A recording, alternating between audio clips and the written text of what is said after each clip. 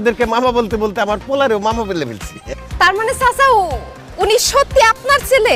সত্যি আমার ছেলে। আমার ছেলে না হইলেই তো ভালো ছিল। কেন চাচা? ওর কারণেই তো আমি গরিব হয়েছি। মানে আমার কারণেই তো গরিব হয়েছে।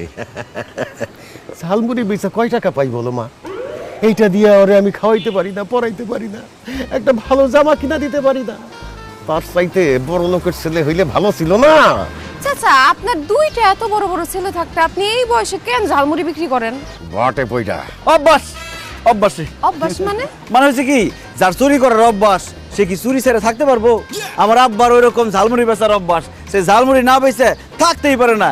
একবার সে অসুস্থ হয়ে হাসপাতালে ভর্তি হয়েছে, কেবিনে শুয়ে শুয়ে সে এমন করে ঝালমুড়ি ঝালমুড়ি ঝালমুড়ি। তখন নার্স এসে বলে কি, এ কি সে কি পাগল হয়ে গেল নাকি, সে ঝালমুড়ি ঝালমুড়ি করে কেন? তখন বলছি যে অভ্যাস, এই হলো সেই অভ্যাস। ও